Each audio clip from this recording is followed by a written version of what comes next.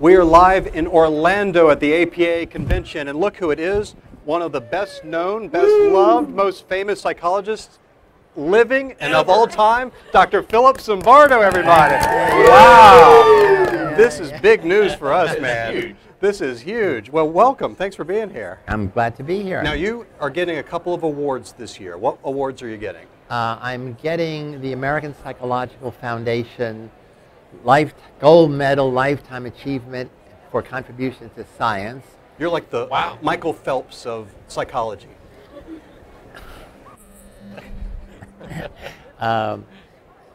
He's on his way down. I'm on my way up. Exactly. Yeah. And I'm also getting an award for lifetime achievements in media psychology, of giving psychology away to the public. That is outstanding. And that's awesome. We love that. And thank you so much for that's doing the interview. Yeah.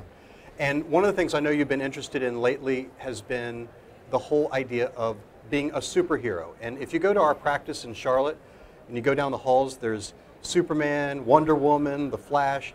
Every person in our office has a caricature of themselves as a superhero. We have a huge superhero theme. He's Superman, by the way. I am Superman, by the way. How did you get interested in the whole superhero idea? Well, actually, I created a foundation in San Francisco called the Heroic Imagination Project, or HIP. And essentially, it really is to teach people of all ages, especially youth, how to be everyday heroes, not superheroes. See, for me, a hero is somebody who comes to the aid of others in need or defends a moral cause, aware of the personal costs. That if you're a whistleblower, you typically lose your job or you don't get promoted. If you come to the aid of somebody in need, you could get hurt. And that's how heroism differs from altruism. Mm-hmm. There's no cost. And you do it without expectation of a reward. So most heroes are modest, humble, and the problem is, in the battle for the hearts and minds of the youth of America, one side of this bell curve of humanity are influence agents who sell drugs, sex, recruit into gangs, recruit into cults, do sex trafficking, do fraud. They call them influence agents. Negative influence agents. Okay. And they are organized and resourceful. On the other side of the bell curve of humanity are heroes, modest, humble, unorganized, and have no resources. Right. So my whole approach, we have the Heroic Imagination Project in San Francisco. We have an education program, a corporate program, research. There's almost no research on heroism program to try to balance that out, to say, ordinary people can oppose these negative forces, but you got to know about them. So in our program, we first teach people the power of the dark side, so that you can so you can fortify yourself against it, and then we inspire you to the bright side. Now, the way I got interested in superheroes, when I was a little kid, 5 years old, I developed whooping cough and double pneumonia. The year is 1938. What does that mean? No penicillin, no sulfa drugs. All poor children in New York, is where I grew up in the South Bronx ghetto, were sent to a hospital for children with contagious diseases, every disease. Tuberculosis, polio, scarlet fever. And without drugs, it's what? Genetic roulette. I mean, kids died every day, all the time. And I decided I was not going to die. I mean, it didn't make sense to me. But what made it worse was really a living hell. There was no music, no television, obviously, no phone calls, no mail from parents. Visiting days were 1 hour a week on Sunday. And the only thing we had were comic books, superhero comic books. And I was 5, and I learned to read and write from superhero comic books, meaning I'd hold up the book to the older kid next to me and say, "What does this mean?" He said, "That's W-O-W." And I write it down. And what does that mean? It means, oh, you're excited. And so during those 5 months, I learned to read and write before I went to school. So superheroes were embedded in me, and part of my resilience then and now is the superhero. I don't have my shirt on me. I left it home. Yeah. Okay, so that's from the time you were a little guy. Five. Embedded in your mind. Yeah. Wow.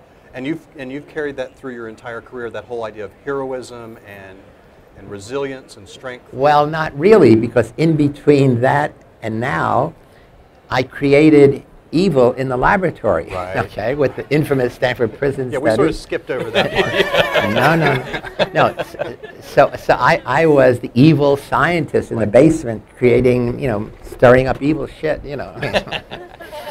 But then I found my way. I wrote a book called The Lucifer Effect, and because, see, I did the prison study 40 years ago. I wrote about it, and then I went on. Right. But then Abu Ghraib came out, 2004. So here are American soldiers doing terrible things, American soldier prison guards, Iraqi prisoners. And I realized this was the Stanford prison study, recreated. Right. And so when the Bush administration said, this is the work of a few bad apples, I said, no. I believe American soldiers are good apples. Somebody put them in a bad barrel. Gotcha. And there were bad barrel makers who made that bad barrel, meaning his evil team. Right. And the media loved those metaphors, bad barrel, bad apple. And so I became I did many interviews about that. And the lawyer for Chip Frederick, who was the senior sergeant in charge of the night shift, where all the abuses took place, only on the night shift, he contacted me and said, would you like to be an expert witness? And I said, no, he did terrible things. He said, but you could get evidence for your hypothesis. Right. Because you could get to know him personally, you could interview other people, you get all the reports and the 1,000 horrible pictures I got to see that these guys did. And so after doing that, I said, gee, I really should revisit the prison study to examine the exact parallels. And then I wrote The Lucifer Effect, which is 10 chapters about the Stanford prison study. I review all the research on the power of situations, and 2 chapters on Abu Ghraib. So it's really the most detailed analysis of what happened in Abu Ghraib. And then I was overwhelmed. I mean, I was like swimming in this, cesspool of evil. And I said, I'm sure the readers need a break. And so the last chapter is, how does an ordinary person resist these powerful forces? And then the second part of that is, why don't we celebrate heroism rather than evil? Right. And so that was my turning point. Amazing. Now, I know you've gotten this question a lot, but when the prison study came out, it even then caught fire. And there were hundreds and thousands of studies even then that were coming out. Why did the prison study catch the public's attention and imagination with such power? Well, there are several reasons. One, it was not just an experiment, it was a dramatic production. Right. I mean, you have a stage, you have costumes, you have actors. All research is 1 hour. This is day and night, hour after hour, 24/7. Prisoners living there, and so we had videos, and so the drama is unfolding. You see the change in the guards becoming more and more creatively evil. See the change in the prisoners from being rebellious to being broken and almost like zombies. So the Milgram studies, the reason they became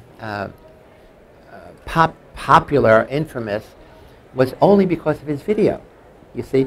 And people don't realize it. So that Milgram study was 1 hour. But you could also see a single person going from pressing 15 volts to 30 to 100, and then in the conflict, should I go 300? Should I press it? And the guy is screaming inside. So it was really the videos of both of those studies that were captivating. I mean, because essentially it was, what Milgram did, it was he quantified evil. And what I did is I qualified it. I'm showing that. See, Milgram study, he ran 500 ordinary people, men, ages 20 to 50, no students, in New Haven, Connecticut. Then he ran another 500 in Bridgeport, Connecticut, because he didn't want the results to be limited to the power of Yale University. But I wanted to, on day one, I wanted to have only good apples. Bright, intelligent college students, given a battery of personality tests. You had to be normal and healthy, had never had psychological problems. And this was 1971. We're not taking any drugs stronger than a little, marijuana brownie or something. Just a little bit of marijuana brownie. Well, yeah, everybody did that. Right. And so essentially we could say, look at the transformation of really good ordinary people, hour by hour, day by day. The other thing that people don't realize is that the day after our study ended, which was August 20th, 1971, at San Quentin Prison near San Francisco, near Palo Alto, San Francisco, there was an alleged escape attempt by a black prisoner, George Jackson, who was killed in escaping. But prior to allegedly escaping, some people said he was set up to be murdered. He got the key to the solitary confinement cells and released all the prisoners, and the prisoners killed many of the guards. And so it became a big news event. 3 weeks later at Attica, the prisoners at Attica took over the prison. That was 3 weeks after that. 3 weeks, and they did it in rebellion. They first had a hunger strike in honor of George Jackson. And what happened was, it was the first time white, black, and Hispanic prisoners organized together. Before that, they were always in an antagonistic relationship. And they realized, hey, we're not enemies of each other. The enemy is the system that's oppressing all of us. So they took over the prison, and I don't know if you remember, I mean, it's a long time ago. Attica was the main news. I mean, politicians went there, and actors and celebrities. And then Nelson Rockefeller was the governor. He just said, this is bad press. I think he was going to run for president. He said, and so he called in the National Guard that machine guns, not only the prisoners who were on the yard, but their hostages. They shot them. They shot them. And then they came in, landed with the helicopter, stripped everybody naked, beat up the prisoners. It was this horrific thing. Wow. And so the Stanford prison study. Then I knew nothing about prisons except in my little basement. There were congressional hearings in Washington, D.C. that I was invited to, and there's congressional hearings in San Francisco, about the dehumanizing nature of prisons. Okay, that was my whole point. That is, by their very nature, prisons are about power. Guards want total power, and the way they're going to get it is make prisoners powerless. And in that power relationship, guards must degrade prisoners. And also, guards have no training in psychology and sociology. They have only training in why prisoners have to be incarcerated right. and really brutalized to keep them in their place. Now, what's interesting is, so I'm on these panels with the superintendent of Attica, the associate warden of San Quentin, the head of the prison guards union, et cetera, et cetera. I'm the only one that doesn't know a prison. But I use my psychology savvy, and I say, gee, if you don't mind, I'd like to begin by showing some videos and slides of my study. And what that did, which I knew, that is, because this was the only thing that we all shared, from then on they said, as we saw in Zimbardo's prison, not prison experiment, not prison study. In his prison. In his prison right. that I created. So now my testimony actually carried more weight. Right. When I said, look at how good people, people selected because they were really good, were dehumanizing, brutalizing, other people who hadn't done anything. Right. Now, imagine how worse it is when, you're a guard and the person you're dealing with is a baby raper, or So now, even with no reason to dislike them, just being in the role of prison guard in the uniform was enough. And so throughout they said, as we saw in Zimbardo's prison, and so then after that I got interested in prison. Before that, it was just, we could have done our study as a camp and camp counselors. In fact, since I did that, lots of people wrote to me and said, oh my God, I was in a camp. I was a camper, and the counselors did these terrible things to us. We were stuck in the woods for 2 months, 2 weeks or 2 months. Right. Same idea. Same idea. So I picked prison only because I was interested at that time also just in power. Right. Okay. So with all that time in your career soaking your head in evil and when good people go bad, did it get to you? Did it affect you? No, no, no, no, no. I mean, oh, no, no, let me, yes and no. I mean, the most powerful thing that happened in the Stanford Prison Experiment was my transformation. Not the transformation of the students into guards, but my transformation from being the principal investigator to being the superintendent of the Stanford Prison Experiment. Right. And in my book, I describe in great detail, because in that role, see, when you're an administrator of anything, your main concern is the integrity, security, and maintenance of your institution, and then your staff. Right. Really, the last thing you care about is students, if you're a principal, patients, if you're a hospital administrator, prisoners, if you're a prison administrator. You know, they come and go. So essentially, you focus on, I want my staff, I want the good morale of my staff, right. I want my institution not to be challenged by critics and so forth. So I slipped into the role of superintendent. Partly I had on my door superintendent. There were rules when parents came for visiting hour, they had to see me before they left and so forth. And over time, within those 5 days, I became a prison superintendent. What that meant was I didn't cause any suffering, but I was indifferent to suffering. Right. I could see the suffering and not see it as suffering. I could see it as, this is what the guards at 10 o'clock do. 10 o'clock was the last time prisoners could go to the toilet. After that, they had to urinate, defecate in buckets. And what the guards would do for fun, put bags over their head, chain them, you know, march them around, because the toilet was around the corner. Take them on an elevator, march around. And essentially, for me, it was a check mark. 10 o'clock toilet run. And in fact, I had some former graduate students and young faculty members were going to come down on Friday. The study started on Sunday, to interview all the prisoners, guards, and staff to see, before it was going to go for another week, to see, you know, how's it doing. And one of the people who came down was a woman I had just started dating, Christina Maslach, who had been a graduate student at Stanford, just going to start at Berkeley in September. And she sees this thing, and I say, hey, Chris, look at that. Isn't that amazing? And she begins to tear up and says, it's terrible what you're doing to those boys. They're not prisoners, they're not guards, they're boys, and you are responsible, and runs out. And we have this big argument, and she said, how could you not see what I see? He said, I know you, you're a caring, loving person, and this is horrendous. And at that point, I'm still arguing with her, and she said later, she said there was this chasm between us.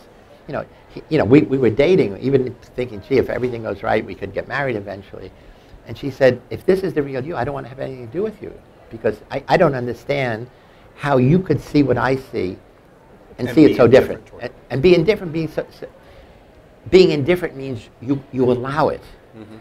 You create the situation for guards to do this thing, so that you are the one responsible, not the guards. And then I came to my senses, oh my God, you're right. And then I ended the study the next day. Wow. And I married her the next year. Good for you. That is awesome. Let's change gears before we go. Okay, sure. One of the things that you've been very interested in lately is the whole idea of boys and men in our Oh, culture. yeah. Oh. Yeah, the really sad thing is I gave a talk at the TED conference. TED is Technology, Entertainment, Design. In fact, I'm going to give a talk here at APA on Saturday on how to give a good TED talk. Good. Because APA, you know, let me just go there for a second. Hour-long talks are now dead. The problem is we all come from educational programs where lectures are 1 hour or 50 minutes. So that's the model. APA lectures are TED created some years ago the 18-minute module. And now almost all conferences are 10 to 20 minutes. 20 is absolute maximum. And once you get used to that, then anything longer than that is tedious. Right, right. It's stretching. You know, if you can't say what you got to say in 20 minutes, then, you know, redo it. Now, the other thing people don't realize, so the TED Talks are now go worldwide. TED meets every year in Long Beach, California, and there are 1,500 people go there. But the key is not the TED lecture to that audience, it's the video of the lecture. Right. Now, what's unique about that, and people don't realize it because we're so embedded in high-tech television is that for each talk, there are 3 video teams. One is on you, and they're moving around. One is on the audience. One is on the slides. And what that means is when it's over, they have 3 18-minute videos to combine. And they take from 6 to 20 hours per talk in post-production. So what you see when you look at a TED Talk is close-up of me, me from the point of view of the audience. I point here, there's the slide, there's the audience from the back of my head, and it's dynamic. Yeah. And so that's the key to the TED Talk. The content is important, the delivery is important, but it's the power of that video. It's dynamic, it's changing and moving, Right. and images that are powerful. Yeah. So one of the things that's failing now is all university lecture programs that stand for many other programs say, you know, we are promoting our lecture. They have a guy or a gal stands up on a podium and there's a camera. Right. And that's what you see, a talking head, and now the audiences don't accept it anymore. It's different if you're a student because that's the context, that's all there is, there's no alternative. Right. But when you look at a television screen, what you're seeing is images changing all the time. And now what happens is for guys who grow up, guys over the last 20 years have grown up in an internet world, in a digitized world. And they've grown up with the lure, I call it the enchantment of video games. In the video games, things happen like this, microseconds. And you are in charge. You press a button, something happens. And you can see your score, you can compare yourself to other people. It's a world in which you can have total control by practicing more and more. So you have a generation of guys who have now grown up in a video game world, and my argument is their brains are becoming digitized. What that means is what? They don't function in an analog world. They don't sit there and teachers talk. Most high school teachers don't even have PowerPoint, they just talk. And so all teaching is boring. And if it's boring, you don't pay attention. If you don't pay attention, you don't do well. So we say they have something called attention deficit disorder, and we give them Ritalin. America medicates our students, young people, I don't know, 5 times more than any other nation in the world. Okay? So now they sit there, bored. Okay? They're not hyperactive anymore. And we think we're doing something. And that medication now, so all the big drug companies are pushing that. They're medicating kids in elementary school now, boys primarily. Boys are 5 times more likely than girls to be diagnosed with attention deficit disorder. So that's one part of it. Schools now are more and more feminized. What does that mean? Almost all the teachers are women. The curricula, because of cutbacks in various things, are cutting back sports, cutting back recess, cutting back science labs, where it's all about curiosity. And so schools really are now set up really more for girls' skills than for boys' skills. The other background factor is, and I was stunned to discover this, 40%, America leads the industrialized world in fatherlessness. In the whole world. In the whole world. The more children are growing up without a father in America than any other country in the world. Industrialized world, not the third world. 40% of all American children are growing up without a father. If you look at women who have families who are 30 years old or young, it's 50%.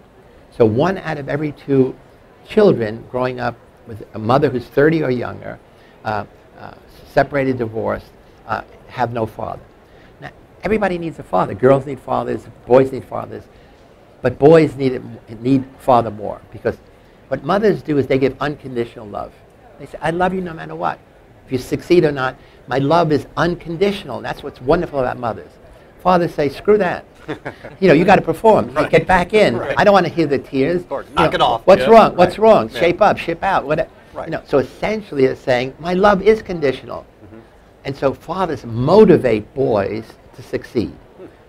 And so without that motivational source, mothers say, I love you no matter what. Kids say, sure, so I don't have to knock myself out. Right. And so boys are retreating, like, where is Johnny? Johnny is in his room. So the other big fact is, I'm Sicilian, and there's nothing more important. One of the most important things is family dinners. We did a survey last year on for USA Today. What percent, how many nights a week do you have sit-down family dinners? Last year in America, it was 20% of families have sit-down dinners. It means 4 out of 5 do not have regular sit-down family dinners. Kids eat in their rooms. You know, they go to the refrigerator, take stuff out. And so how do you have a sense of family values? All that stuff Republicans talk about all the time. It's nonsense. Right. Okay. So now, here's this kid who is great at one thing, as video games, is eating alone in his room, is getting fat and obese, gives up what? I mean, the average boy now is watching, teenage boy, is playing video games 5 to 15 hours a day. A day. A day. Right. And I was on the Dr. Phil show, which is going to be about this topic. It's going to come out in the next month.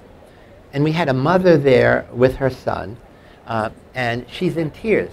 She said, the only thing my son uses the word I love is I love Call of Duty.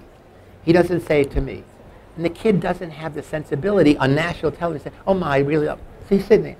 And she said, all he wants to do is play video games. Because I don't see where I have a problem. I only play 15 hours a day. I want to slap him in the face. I said, what do you mean?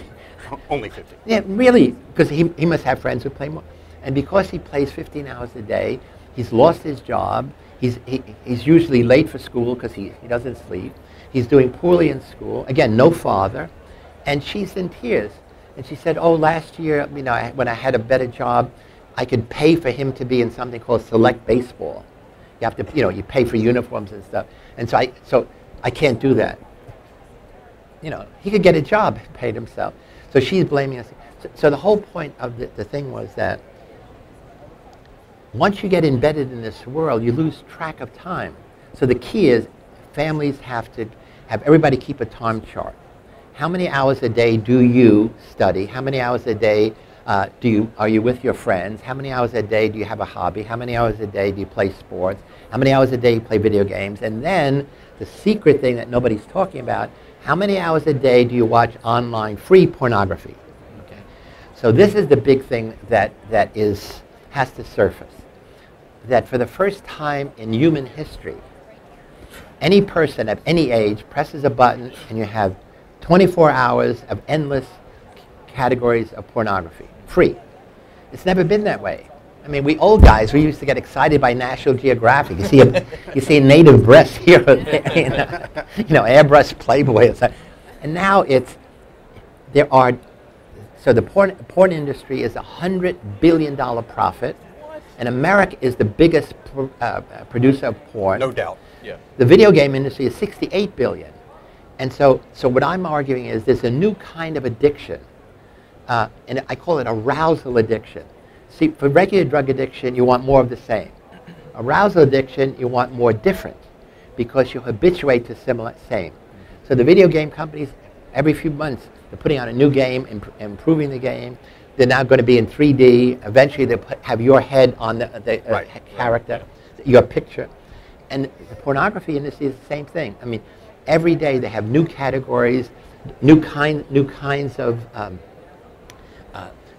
you know, free or for $1. You get streaming video and so forth. You can have it on your cell phone wherever you go.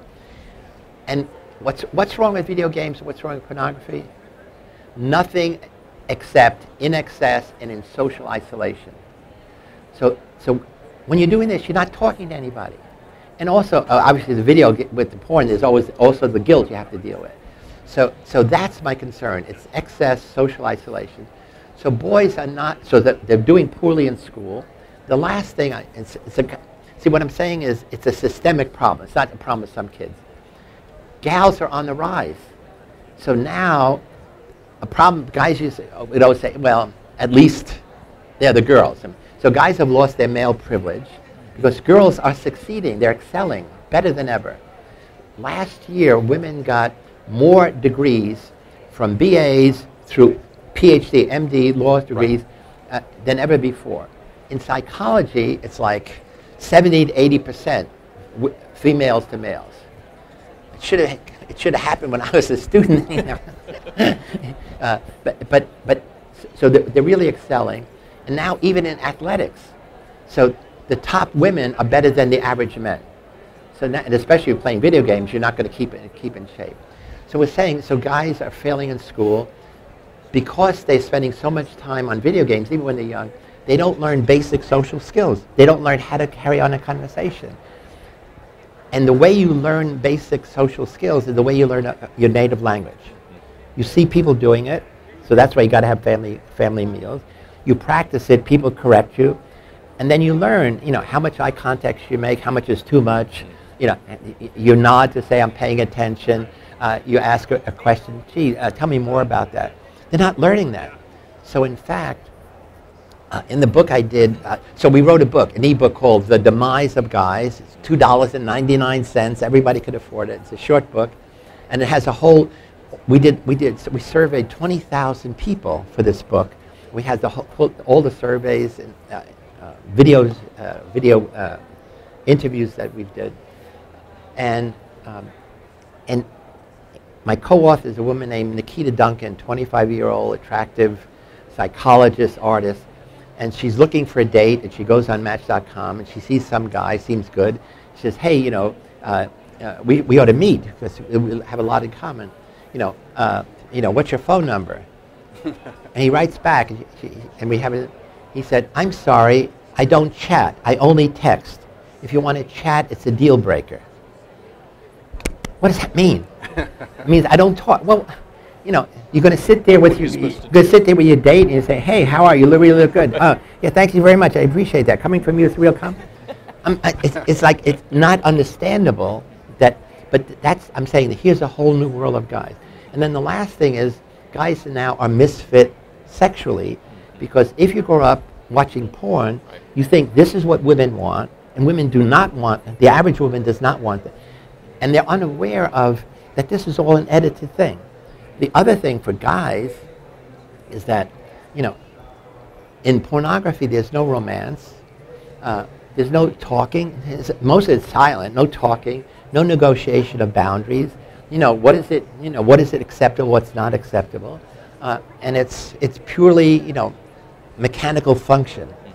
The other problem that, again, nobody's talking about is the males in videos are actually, they're selected because they have huge penises, and what they don't realize, edited, so these guys are instantly hard, they're taking Viagra and all kinds of stuff, and they're hard for 30 minutes. Well, not really. It's cut, you lose your erection, it's cut, they edit it, you come back, could be the next day, but now they have, so the norm of what young kids are growing up, males are growing up, this is the norm. To be instantly hard, to be hard as long as it's necessary, and then to satisfy. And then you have an orgasm and it fades to black. So again, there's no romance before, there's no romance afterwards. So this is a totally distorted view of human sexuality that I'm saying almost all young men are growing up with. Anyway, so I'm saying it's a disaster. Where do you think all the men have gone? Where are the dads? Where have they gone? Yeah, so one of the biggest question is, how do we get dads back in the picture? Now, the sad thing is, in the African American community, that the figure goes from 50% to 70%, and there's been a history of absent dads. And it does have an enduring problem, because absent dads often mean absent uncles, absent men, and so, in America, the divorce rate is about 50%. Right. And typically the courts will give custody to the woman, and the guy is either phased out of it or not. And so he's got to actively say, no, I want custody, I want to be with my kids, my son. Other dads are just working too hard. Right. Yeah, that's what I see. Even in intact marriages, fathers are not there. If you're a salesman, you're traveling everywhere, you're here rather than home. Or, you come home, you're tired, and, so we have one, for in good families where there's intact relation of sons to fathers, on average, kids spend 30 minutes in person-to-person contact, and they spend that same week 44 hours on the internet watching television. So even when there's a father present, there's not the old-fashioned glue. There's not the old-fashioned, hey, what's going on? Tell me about, let me tell you about, you know, the good things in my life. So there's not the everyday sharing. Yeah.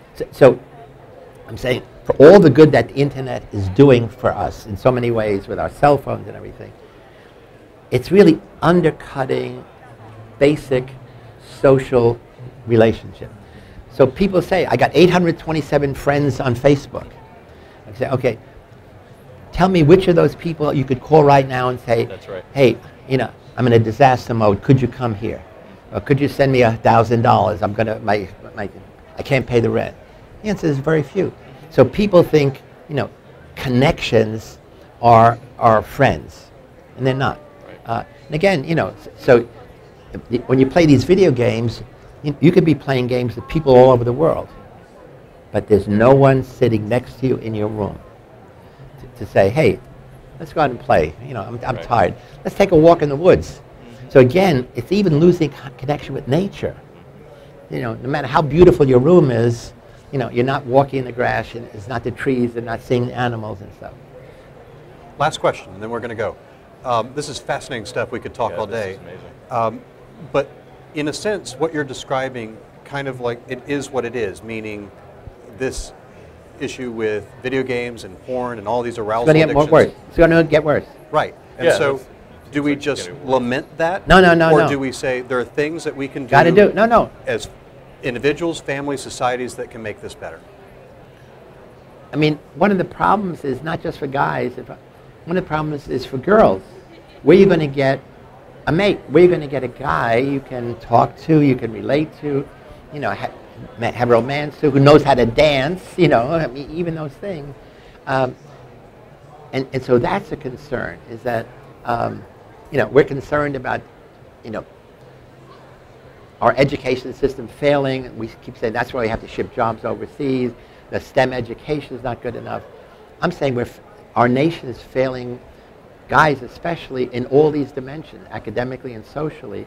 And so I'm sounding an alarm to say, hey, there's no simple solution. And it's not turn off the television, turn off the thing. It's, you know, be aware of this problem. And dads have to step back in the picture. And if not, there have to be more men's groups that say, we'll be substitute dads. Right. You know, and the problem, see, but it's not a one-shot thing. It's, you know, like, hey, join the Boy Scouts or something.